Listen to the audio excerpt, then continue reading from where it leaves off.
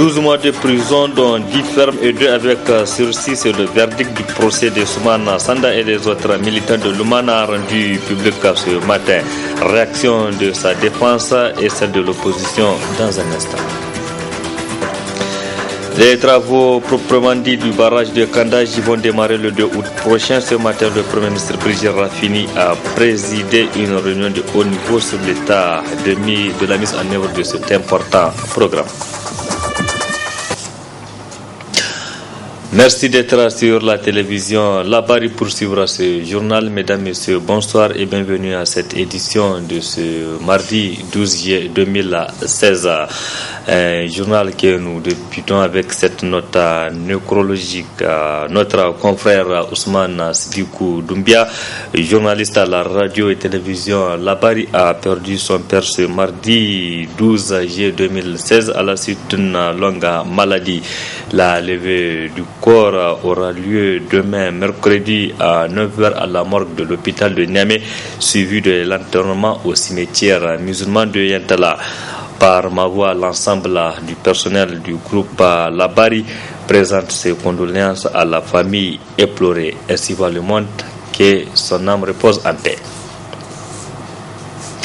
C'est la fin d'un long feuilleton judiciaire. Dans un peu plus d'un mois, les militants du parti Lumana Africa, Soumana Sanda et des autres personnes arrêtées à l'occasion du retour du président du parti. La justice a rendu sa décision ce mardi.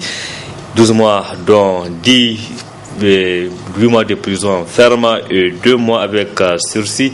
C'est la sanction infligée à ces détenus. Une décision tombée en présence des militants, des sympathisants, parents, amis et connaissances des détenus. Suivez plutôt l'ambiance qui a prévalu ce matin devant le tribunal de grande instance hors classe de Niamey.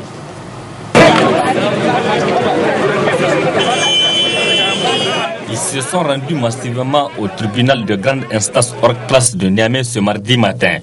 Ce sont les membres des familles de Soumana Sanda et de ses compagnons d'infortune, les militants des partis politiques de Lumana et des autres partis de l'opposition. Ils ont jugé utile de faire le déplacement dans l'espoir de revenir sourire aux lèvres. Mais ces militants et sympathisants des partis de l'opposition doivent une fois de plus attendre au moins un mois pour retrouver leur leader, pour voir leur leader parmi eux. Cependant, les Soumana Sanda doivent encore garder prison. Ainsi, après plus de 8 mois de procédure, la justice a rendu son verdict ce mardi. Soumana Sanda et les autres écopent d'une peine de 12 mois, 10 de prison ferme et 2 avec sursis, précise sa défense. Il s'agit d'un procès politique. La décision vient de tomber. Ils ont été reconnus coupables. On les a condamnés à 12 mois, dont 10 mois fermes et 2 mois avec sursis. Donc, ça fait déjà 8 mois qu'ils sont détenus. Donc, d'ici le 14 août, plaise à Dieu, ils vont sortir. L'avocat n'est jamais satisfait quand on condamne son client. Nous, notre combat, c'était de les voir sortir aujourd'hui. Mais, comme le tribunal a décidé, nous sommes des légalistes. Nous avons foi en notre justice et nous allons nous soumettre à ce que la justice a décidé. Une décision qui ne surprend guère les responsables politiques de l'opposition. Nous étions conscients que les Soumana vont être condamnés plus ou moins avec sursis parce que c'est la mode aujourd'hui. Mais une chose est sûre, Dieu merci. Dieu merci parce que d'ici le 16 août, Soumana et les autres vont recouvrir la liberté totale. Je ne dis pas coup de chapeau à la justice, parce que nous ne fait que peut-être dire le droit. C'est clair, c'est tout ce que nous les demandons au niveau de l'opposition. Mais nous savions que nos camarades étaient innocents, c'est clair et net. Il y a un élan politique dans ce qui s'est passé. Et les citoyens ont vu, ils ont apprécié. Et nous pensons que pour les jours à venir, pour les mois à venir, nous aviserons, en tout cas dans nos comportements, dans nos actes, ce qui va se passer. Nous disons Dieu merci et nous souhaitons ceux qui sont impliqués dans, je ne sais pas, ce fameux coup d'État, un jour qu'ils arrivent à recouvrir la liberté parce que nous sommes conscients. De la même façon que les Soumana sont innocents, ces personnes aussi sont innocentes. Soumana Sanda et les autres ont été arrêtés le 13 novembre 2015 à la suite d'une déclaration rendue publique à l'occasion du retour au bercail du président du parti Lumana Hama Amadou le 14 novembre 2015. Elle a 13 ans et victime d'actes de violence physique de la part de sa demi-sœur Tania. Cette jeune fille qui exerce des activités lucratives présente plusieurs séquelles qui témoignent de la gravité des violences corporelles qu'elle a subies. Vous allez le voir, l'ONG SOS Femmes et Enfants Victimes de violences familiales prend en charge cette affaire. Reportage Nefissa Zakou et Chebigiso. L'ONG SOS Femmes et Enfants Victimes des violences familiales au secours de Tania, cette fille âgée de 13 ans qui serait victime de violences de la part de sa demi-sœur. Originaire du Bénin, Tania subissait au quotidien toutes sortes de séquestrations. Elle explique.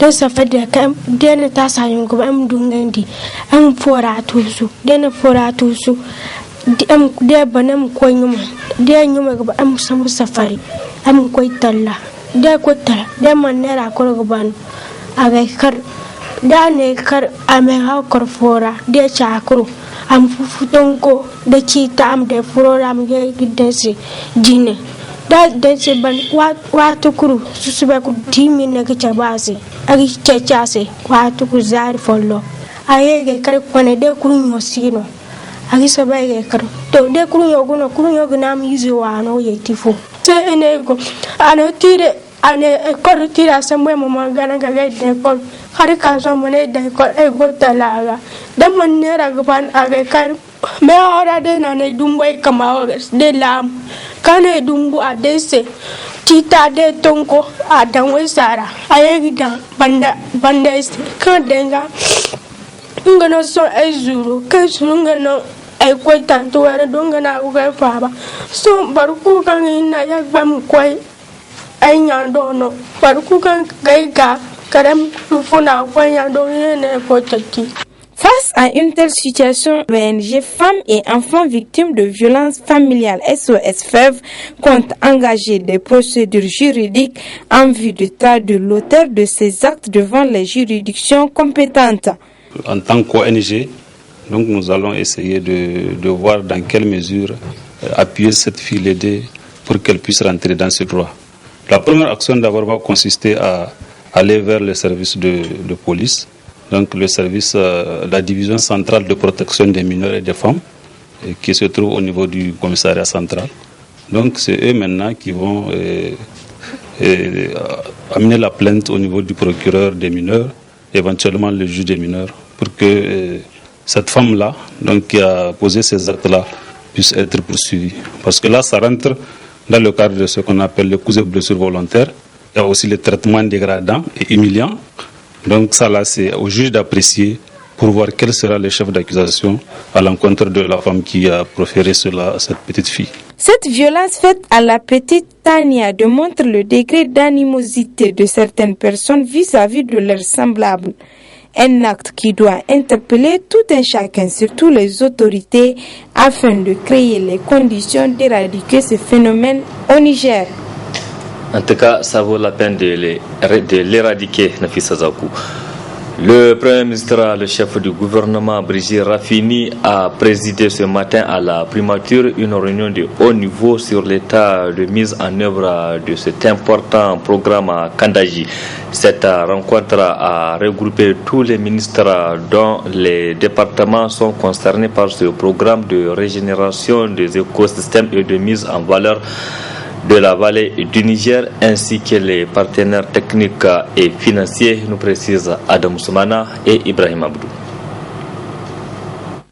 Cette rencontre regroupant les membres du gouvernement nigérien et les partenaires techniques et financiers autour de la réalisation du barrage de Kendaji intervient à 72 heures après une rencontre entre délégations maliennes et celle de notre pays portant sur le même projet. Occasion pour le chef du gouvernement nigérien de s'appesantir sur l'objet de la présente assise. La présente rencontre devrait nous permettre d'en faire le point et éventuellement de recueillir vos intentions à contribuer au financement du PAR 2. Enfin, il importe que nous adoptions définitivement le chronogramme global du programme et prendre toutes les dispositions pour sa mise en œuvre de façon efficace et efficiente. L'objectif étant la mise en eau du barrage dans les délais raisonnables. Au rang des grands partenaires qui entendent accompagner le Niger dans ce projet se trouve la Banque africaine de développement, dont le vice-président n'a pas manqué de souligner l'importance de ce barrage tout en ébauchant quelques aspects irrélatifs. Le programme Kandaji constitue une action de premier plan du gouvernement du Niger. Ce programme répond aux grandes priorités de la Banque africaine de développement pour l'Afrique et donc pour le Niger, à savoir éclairer le Niger, nourrir le Niger, industrialiser le Niger, améliorer les conditions de vie des Nigériens. Mais avec ce projet aussi, le Niger continue à faire sien la maxime selon laquelle il ne fait pas bon vivre heureux seul. Ce projet a donc des effets intégrateurs sur le Mali. S'en sont suivis des échanges fructueux sur différents aspects du barrage de Kandaji, qui se veut un programme de régénération des écosystèmes et de mise en valeur de la vallée du Niger. Et puis cette réunion a pris fin cet après-midi, toujours dans les locaux de la primature, et une clôture donc qui nous résume ici Adam Soumana et Ibrahim Abdou. Une journée de fructueux échanges a permis à la partie nigérienne et ses différents partenaires de passer en revue l'état d'avancement de la mise en œuvre du programme Kandaji. Des conclaves qui se sont achevés sur une note de satisfaction du gouvernement nigérien. Nous avons discuté de l'achèvement de la première phase de déménagement des populations, phase qui est actuellement presque achevée, ainsi que la préparation de la deuxième phase d'exécution du projet. Au titre toujours des points discutés, nous avons discuté de la question de la côte du barrage et nous avons convenu qu'il faut faire le barrage à la côte de 228 mètres. C'est une côte qui permet de garantir un débit d'écoulement du fleuve à l'étillage de 120 mm seconde au niveau de 120 mètres cubes seconde au niveau de la ville de Niamey et également de 80 mètres cubes seconde au niveau de Malinville. Nous avons également discuté des questions de la sécurisation foncière. Nous avons également discuté du financement de la deuxième phase du plan d'aménagement et de réinstallation des populations. Nous avons également parlé de la coordination des différents bailleurs de fonds. Nous avons enfin examiné un point extrêmement important qui est le plan de cohérence du programme. Il s'agit de voir les différentes activités à réaliser afin que le barrage puisse être totalement réalisé. Satisfaction également du côté des partenaires techniques et financiers qui ont d'ailleurs réitéré davantage leur adhésion à ce noble projet.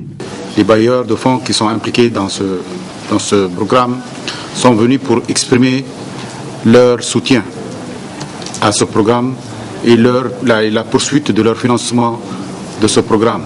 Nous savons tous que nous ne pourrons pas construire un barrage et le remplir avec de l'eau sans s'assurer que la population soit réinstallée dans les bonnes conditions.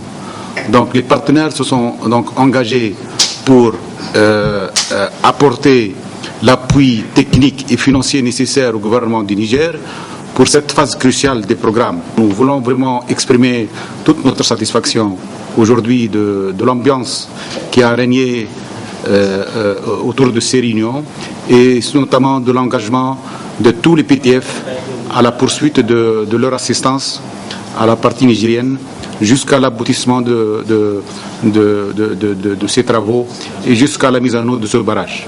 À noter enfin que le début des travaux du programme Kandaji est prévu dans 3 semaines, exactement le 2 août 2016, pour prendre fin probablement en 2020. Les travaux de la session ordinaire du comité de pilotage du projet modernisation de l'État et décentralisation au Niger ont débuté ce mardi dans les locaux du Haut Commissariat à la modernisation de l'État, 6 à l'immeuble Bédérène. Au cours de cette session, le rapport général de la mise en œuvre du projet moderne 2013-2016 sera présenté aux participants. Le compte rendu avec Nasser Seydou et Nasser Dantoufou.